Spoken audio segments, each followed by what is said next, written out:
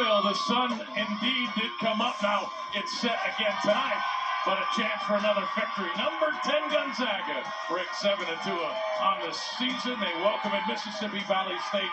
They are 0-9 out of the Southwestern Athletic Conference. A chance tonight to re-rev the engine. Great to see everyone again. Greg Heister, Richard Fox, Dan, we've sent down on assignment.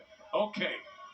Boy, the hangover of that loss against the University of Washington on Saturday, you got to flush it quick. Yeah, something about that loss feels a little different. Seems to have lingered longer than some others. But you're absolutely right. You got an opportunity tonight, but obviously the big game coming up on Friday. You've got to turn the page. All right, let's go back and relive the final few possessions of that game on Saturday against the University of Washington.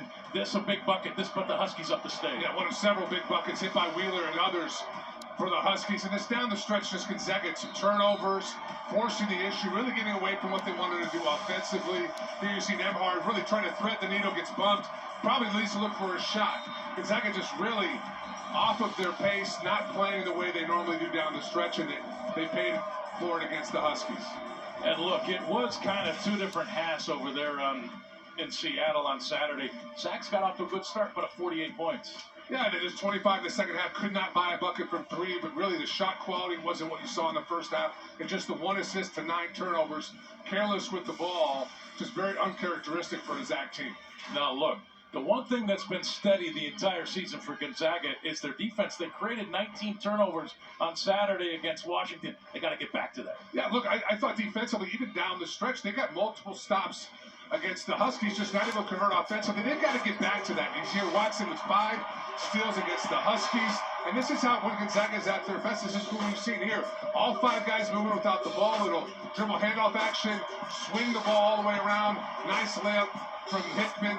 And then here, earlier in the year, Watson gets double patience from Hickman up top. Huff occupies the defense in the middle of the lane there. Easy shot for Stromer on the perimeter. Just a better tempo on those offensive possessions, and that defense leading the offense. All right, we need a few of those threes to drop tonight, because remember, it's the University of Connecticut up next. Zags need to get it rolling against the Delta Devils. Starting lineup, the tip-off when we come back live from Spokane.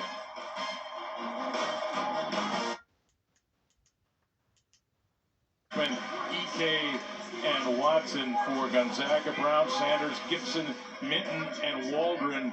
And if you're wondering, it's Brown and Sanders who were in double digits for Mississippi Valley State. George Ivory in his second season as the head coach, 5-36 on the season. Of course, head coach Mark Few in his 25th year. All right, Richard, this game is on the schedule. Why? Let's get that covered. Well, look, often you're scheduling out 2-3 years in advance. You're trying to fill the schedule in. Obviously, Gonzaga is scheduled up like they do always this year. I think you're trying to fill the gaps a little bit. And these are good opportunities to work on who you are against teams that aren't quite at the level of some of the others you play. Here's tonight's keys to the game, brought to you by Northern Quest Resort and Casino. Yeah, look, make the simple play. Another way to say this is trust your offense. It felt like down the stretch against the Huskies, Gonzaga really abandoned what they've been doing the first 30 minutes offensively and tried to do it on their own. Trust each other. Make the simple play offensively. Your offense is going to lead you to good shots. Yes, and let it go. Turn the page. Great song by Bob Seger and the Silver Bullet Band. Oh, I can hear it now. What a voice. You got a verse for me or no? Later? I can't. We're just starting. Maybe when everybody goes away for the night, maybe I'll. All right. Yeah. Hold you to that. All right. That might be worth sticking around for, honestly. No, just kidding. All right, we're underway. Greg Heister, Richard Fox, Dan Dickow over in Portland working for the Trailblazers tonight on their studio show. His loss for not being here. This is Brown into the corner. Dusty Stromer right there. The Delta Devils working around. 5 on the shot clock.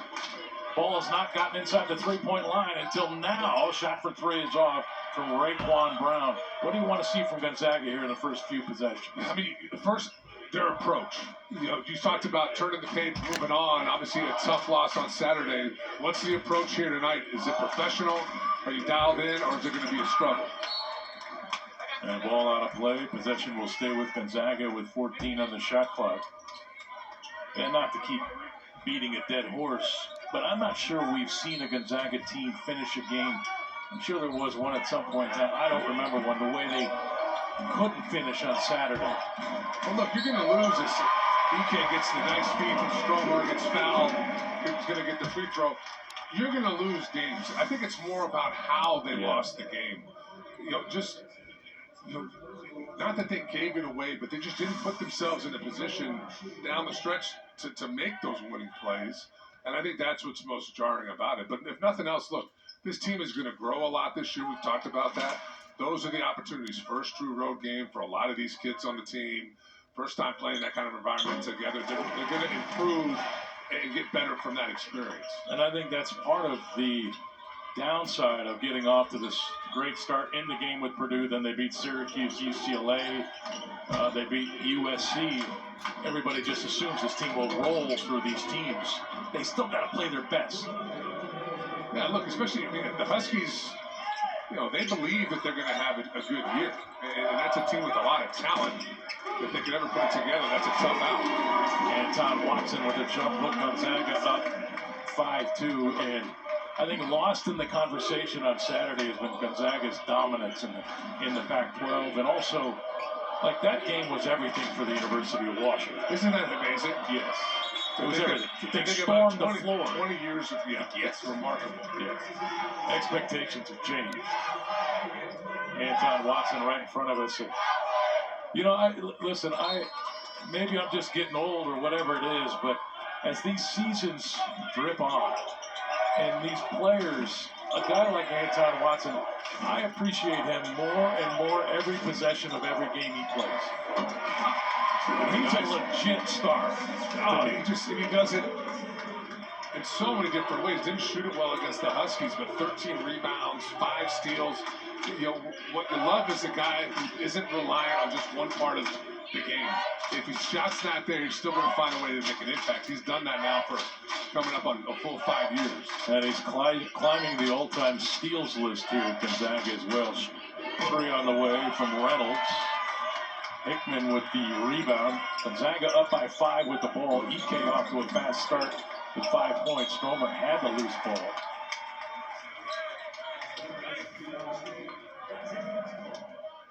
Yeah, possession will stay with GU. Ryan Nembhard.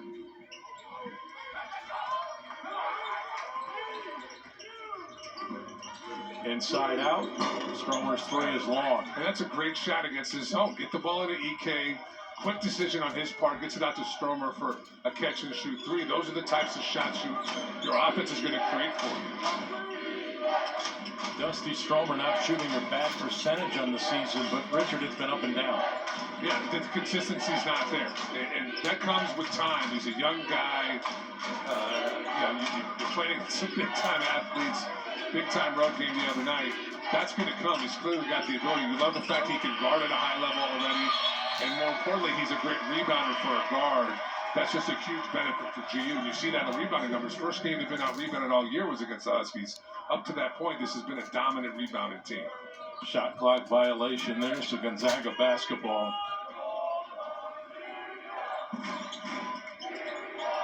Stromer. Here's Anton. Hangs, missed the shot. And the rebound cleared by number 23, Arico Gibson. Ryan Nembhard. He's the key. I'm not sure he's their best player, but he's certainly the most important player. Stromer from behind tips it out of bounds. And what I mean by that is they don't need him to be the guy getting every bucket and making all the big plays, but he has the ball in his hands so much, and he's so good with it when he makes the simple decision. They really need him to be consistent. And he's got the steal here, the run out, the lay. The thing about Ryan, you have to trust in the fact, look, that's a tough loss on Saturday. Not his best game, wasn't the best game for a lot of these Zag players. He's played in a lot of big games. Yeah, I was just going to say that if he did. He has played in enormous games. And he's clearly a guy who's got a lot of confidence in his ability. But we're 9 games in here, playing the 10th game of the year. I think some of the turnovers are just, turnovers of effort, trying to do too much when sometimes just make the simple play. The home run play is going to be there, but you don't have to make that every time you have the ball. Shot was off from Reginald Reynolds. Hickman transition three. EK. Nemhard. Watson.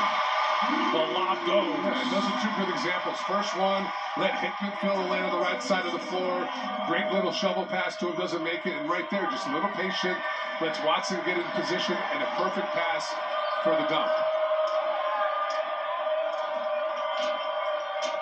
Chidi Uma, number one on the floor with the basketball. Hickman defending, Nemhard to help. 4 on the shot clock. Stromer denied the post. 11-2, Gonzaga looking for more. Stromer, transition three. Bingo! Zags first make from downtown. They lead it early by 12. Dusty Stromer with his first field goal. Gonzaga's defense has been great to begin. Nemhard, the run out, and then the lob to Anton Watson. He's got a little more in those hops. Zags up 12.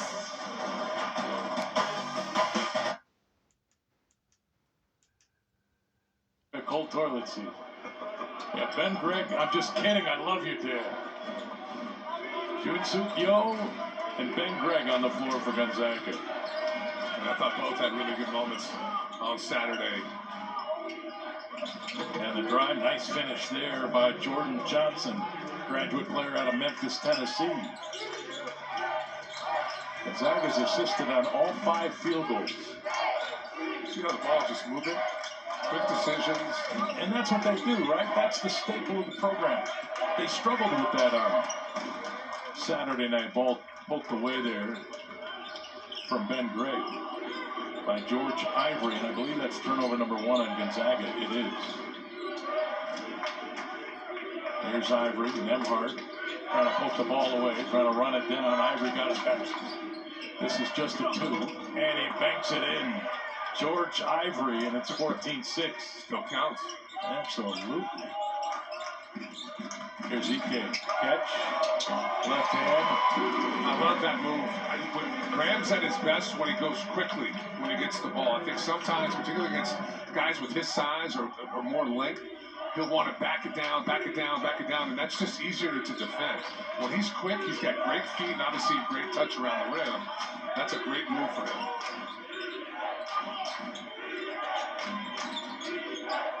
There's Ivory. Nemhard up under the basketball. 6 on the shot clock. To the post. Raekwon Brown fouled by Ryan Nemhard. That is number 1 on Nemhard, number 1 on GU. This is his quick fake over the right shoulder. You know he wants to go over that right with the left-handed jump hook. High off the glass. That's a big-time move. And you know, what an addition Graham's been. Against UW, 18 points, 6 rebounds. Really, the only blemish would be he struggled with fouls. 4 games for Graham with 4 personal fouls, all against Power 5 teams. A couple others with 3 fouls. We'd like to see that number start to kind of trickle down. He just has such an impact when he's out there on the floor, particularly offensively. EK out, Braden Huff checks in. This is a question for a guy who used to play the post with your back to the basket a lot. How many moves does a big-time back-to-the-basket post player need? You need 2 moves and 2 counters. There you go. You need 2 moves and a counter each. And are generally they the same 2 moves and 2 counters? I mean, the great guy. I think Jokic has like 40. Yeah. I'm talking he's different, right? Yeah, generally speaking, you want a jump hook. You know, maybe you add a drop step as a counter, and ideally you'd be able to turn over your weak shoulder in either a left-handed jump hook if you're right-handed, or a little jump shot. You don't need a lot. It's more about, can you get position? Are you decisive with your move? And defenses are gonna scout your primary move. You've got to have that counter. It's a lot like a perimeter player who's right-hand dominant. You've got to be able to still go left to some degree in order to try to keep the defense balanced. Raekwon Brown, and jump shot goes. 16-9. Where were you? Were you above average with the number of moves? I mean, it was countless. They shoot free throws. All right. I'm so glad you're the one here tonight. Let's talk about. Do you want to talk why? Or? Well, let's really during this broadcast, let's dig down on these post players for Gonzaga. Braden Huff, and he's wearing your number. Well, all the greats. Think about it. Huff, Holmgren. I mean, it's such a long list, and that's really been my legacy, Greg. It's just. Think of all these great players that have come in after me that have wanted to wear that jersey. And when Braden came, he said, "I want Fox's number." He had to ask for it. He of course said yes. Get it from the rafters and bring it down. But break it down. Like the ceiling is what for him? We were just having fun. You really took it a little too far, Greg. Well, I love the potential for Braden. I mean, he's obviously got a real knack for scoring. He's just super skilled on that end. You know, I think this end of the floor, he's going to continue to grow. You'd like to see him maybe be a more consistent rebounder. But like a lot of young guys, he's going to have his struggles. Against Power 5 teams, he's averaging 5 points and 3 rebounds. Those numbers have to go up.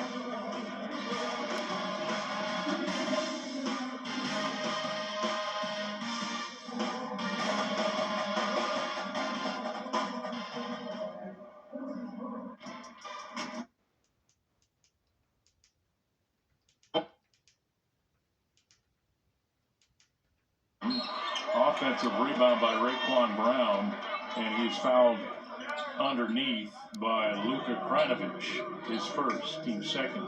How long did it take for you to get comfortable against bigger, stronger? Of course, not many were bigger, but certainly they were stronger, more skilled, whatever, right? As a young player, how long did that take? You know, the adjustment to the physicality of it didn't take very long.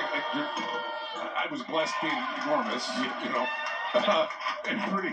I had good country strength to me, but it was more the speed, and then just having to make the decision making when you had the ball. You know, at the high school level, you know, you're presumably dominating at that level. You come into the Division I level, you know, at a high major level, the game's just faster. You've got to make better decisions with the ball, and I think that's, you know, Huff's clearly he does that consistently. Which is why you love his potential. It's just you just want to see a little more production against some of these Power 5 teams they're playing, because they really need what he does on the offensive end. He's got the ball now. Jump quote from the post. It's good. How about mentally?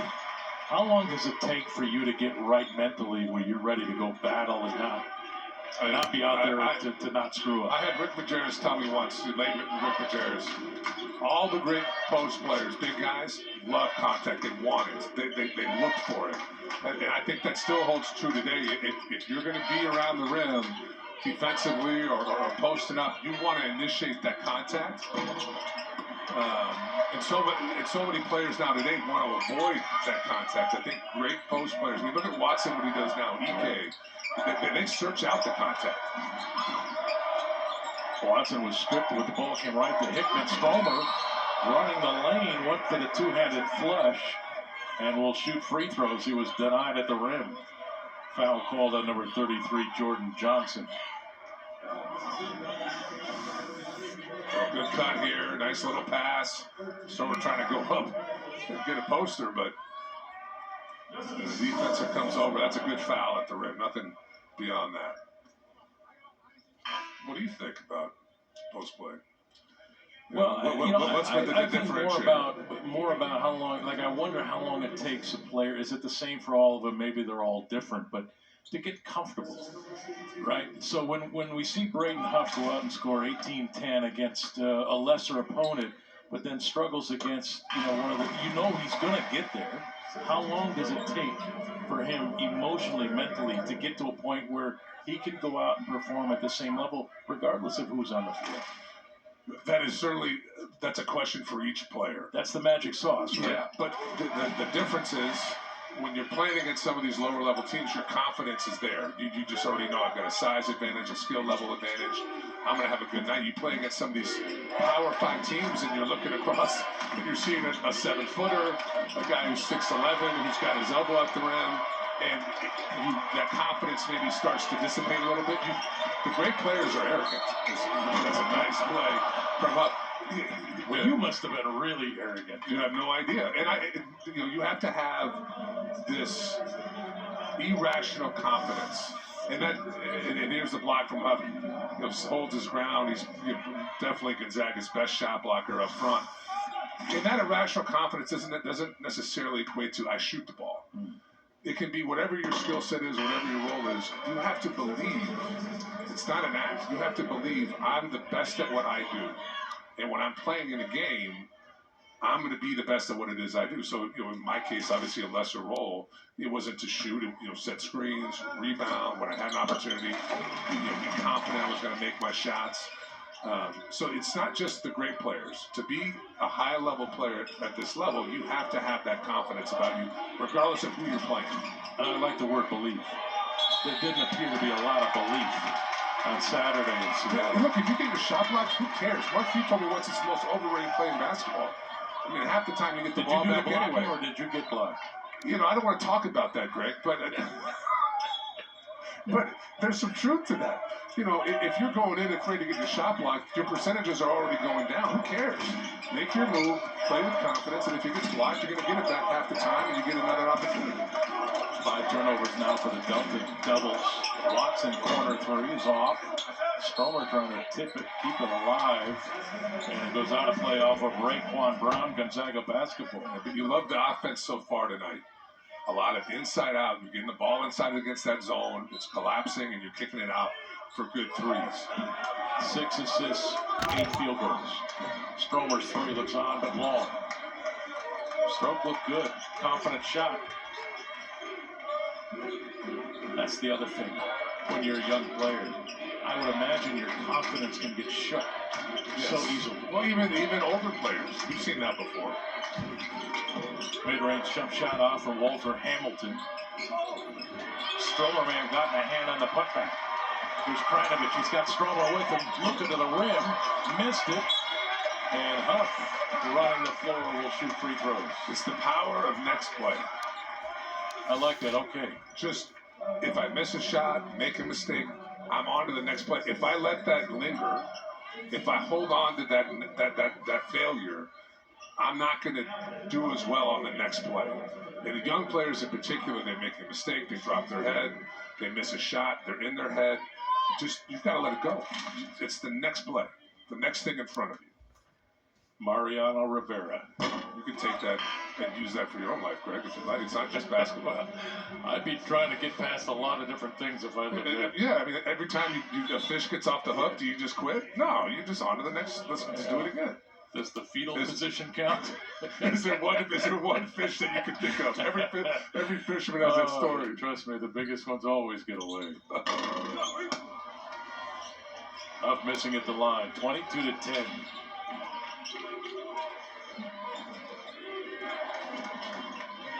This is where Stromer, I think, is really good for a young guard. Defensively, it really showed in that USC game against Collier. Collier used his strength a number of times, but Stromer's there. He moves his feet, uses his length. I think Long Beach State beat SC did. didn't they? They did. Jump shot at the horn. Quick outlet, Kranovich. And the Devils doing a good job to get back defensively to slow down the break. Watson working around. Hickman now Stromer. Hickman at the free throw line. Step back jumper, good. Easy, simple play. Get the ball inside to Huff. Doesn't force it, kicks it out. Hickman, just a crafty play there from a veteran, got into that high post area and just kind of held his ground, waited for the ball to find him. 6 Zags have scored. Watson clearing the miss. Anton with his second rebound.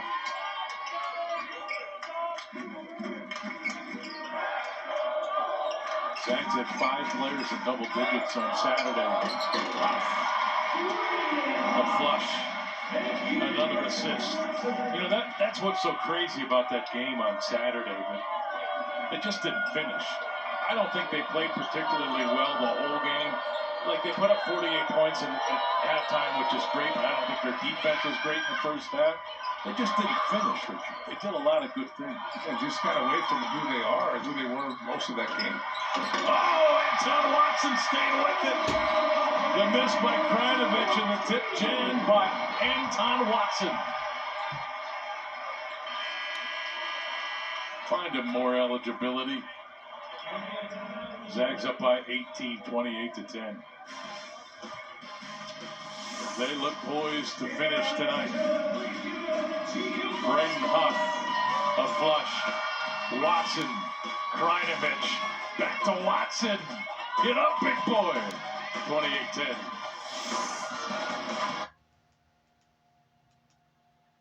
There have been a lot of players, great players for Gonzaga over these years, and matchup problems.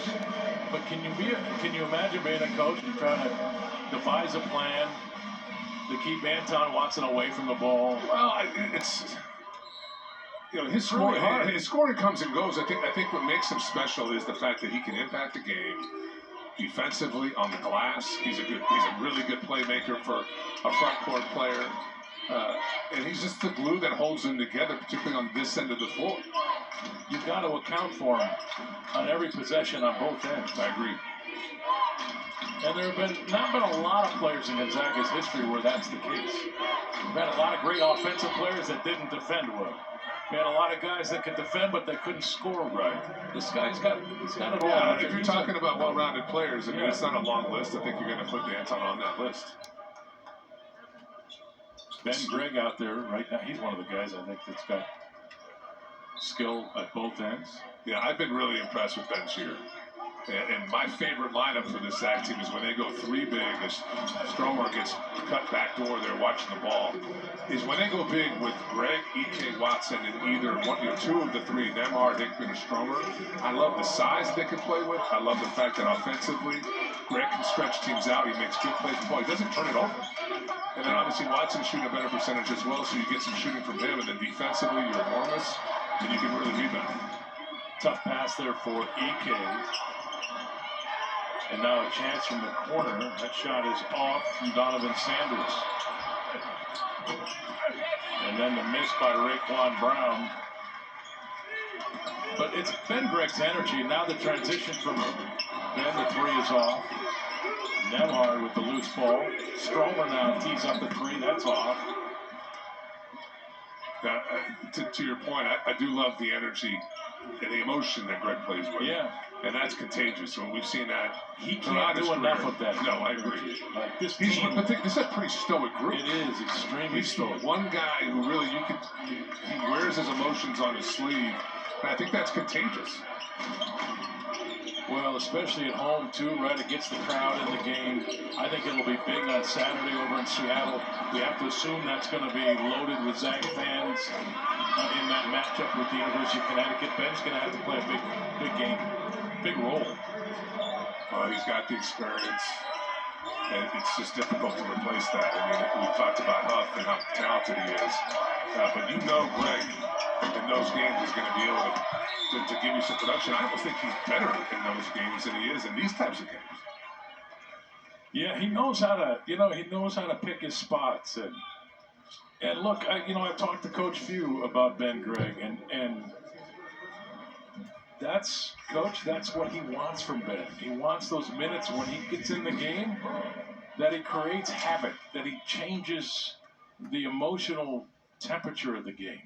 Yeah, it's not just his play, but what he does to the emotion of the game. A lot like Huff, really efficient offensively, 65% inside the arc, 8 of 19 from the three-point line on the year. And against those Power 5 teams, UW, USC, so on and so forth, averaging 7 points, 5 rebounds, only has 3 turnovers, and combined 10 blocks and steals. So it's not, I think last year was very much, if his offense wasn't there, his impact was pretty limited. That's not the case anymore. And E.K. and Ben Gregg there to contest the shot at the rim. So the Twin Towers for Gonzaga on the call defensively. Raekwon Brown has it tipped away by Stromer. Nembhard up the home run ball. Stromer the catch. And he is stripped from behind by number 10, Danny Washington. Gonzaga ball with 4:53 to play in this opening half. It's been a fast first half, sure seems like it. But Gonzaga now no field goals in the last 2 minutes and 35 seconds. Well, this is a quick turnaround from Saturday night. Late tip. And, that's an emotional game. That rivalry's real. They don't play UW maybe annually. We'll have some stretches where we don't play, but that means a lot. Krajinovich's corner three is off. Ike, the offensive rebound. Nemhard bounced to bed. Ike the catch, blocked from behind by Keorian Walden. And now a chance for the Devils at the other end, down 30-14. Stromer the defense, Brown with the ball. Back to Washington. Krajinovic stepped in front of that pass, and Luka fouled by Keorian Walden. And that'll put Dusty at the free throw line. So,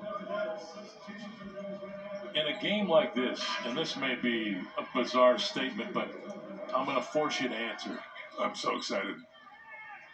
If you've got a player that can shoot the three well and he's struggling, in a game like this, do you allow him to shoot anything but a three? Like to work his way out?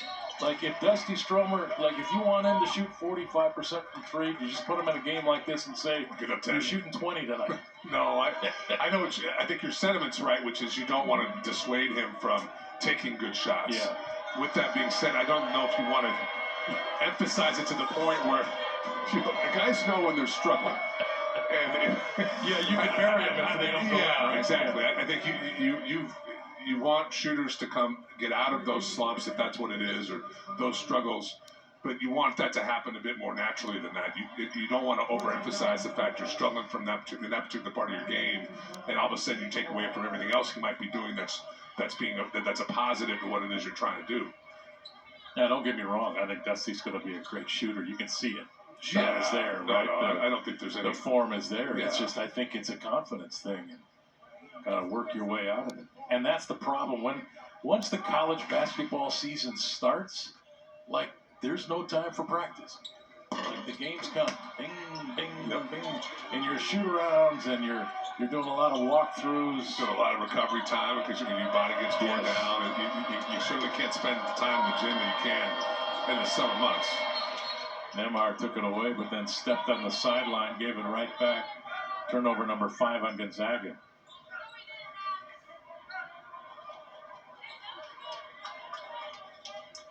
.402 to play in this first half. Gonzaga's 7-2. Rankings came out today. They fell from 7 to 10 following that loss against the University of Washington. They beat UConn on Friday. They're going to be right back up there. I was going to say they'll probably move up the rankings, Greg. God, I miss Dan tonight. Don't you, Richard? I do miss Dan, although I'm starting to feel like he wish he was here instead of me. Now, let's make this as awkward as possible. No, that's not what I meant. I'm enjoying myself with you tonight. Loose ball picked up. Chance for the Devils. Corner three from Washington. Danny Washington from downtown, his first field goal. Their first make from behind the arc. 31-17.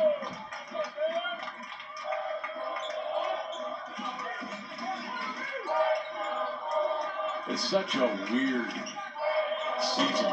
Nemhard's three is off. Ben Gray went right through Reginald Reynolds to try to get to that basketball and picked up the personal foul. 3:09 to play. The Devils, the corner three, they trail by 14, 31-17.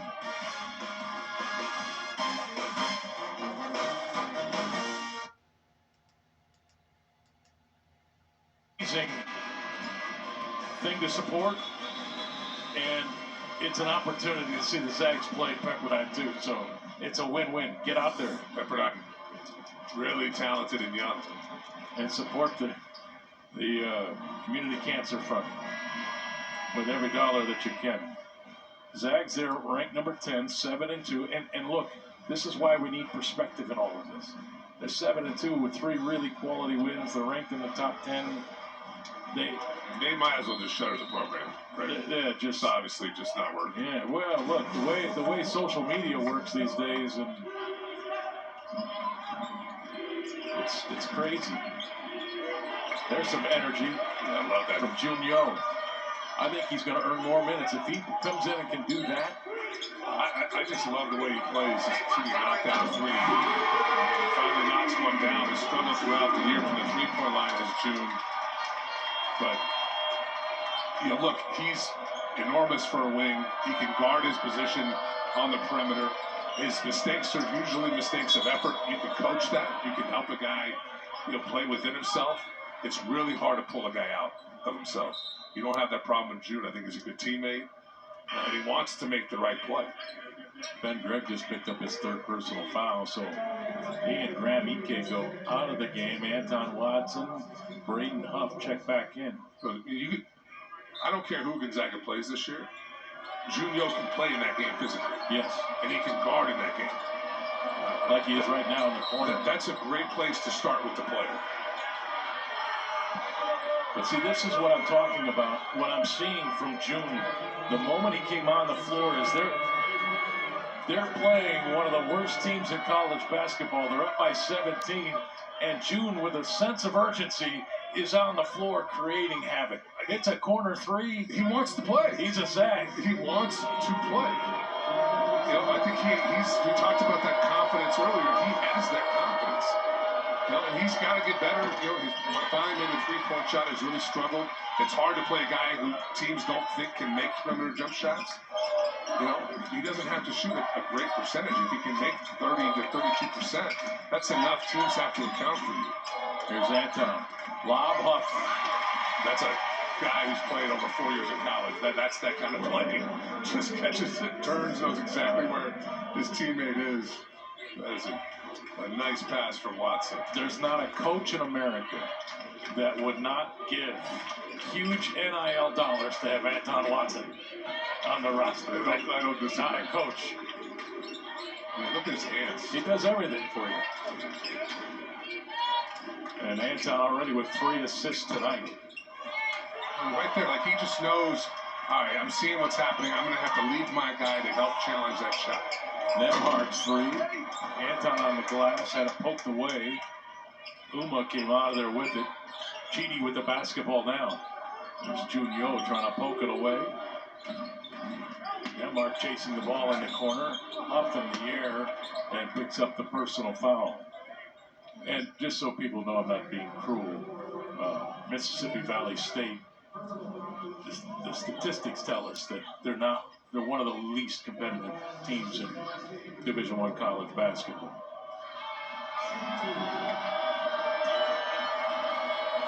Hey, I'm just calling it the way I see it. But they're competing tonight is my point. They're 0 for 9 and they're coming at the Zags. It's George Ivory in his second year.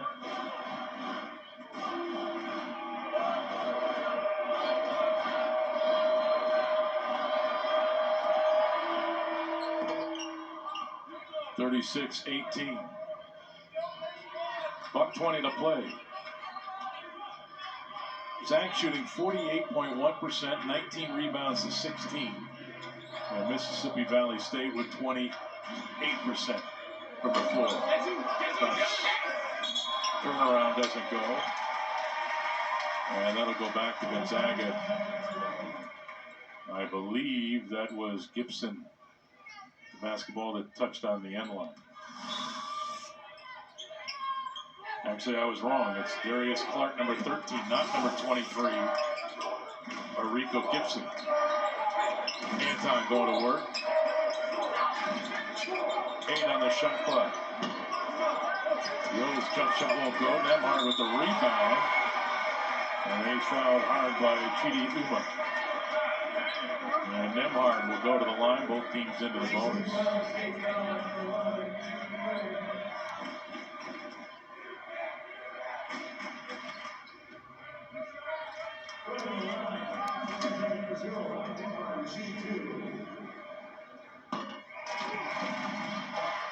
Front end good by Ryan Nemhard.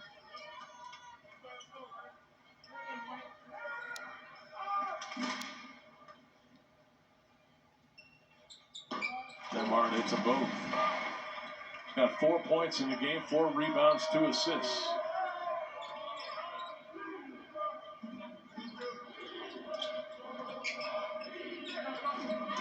And now the Delta Devils go to work. 15 on the shot clock. Shot was short from Reynolds, but another chance. This is Brown. Down to 10 on the shot clock. Gave up his dribble. Now Reynolds. And now Brown. Defense is there for the Zags. Nemhard came in and took it away. And now Nemhard on the move. Lightning. Pop. Went for the flush. Missed it. And the rebound by Uma. Cheedy now in transition right, and Watson missed his shot. And that's how the first half ends.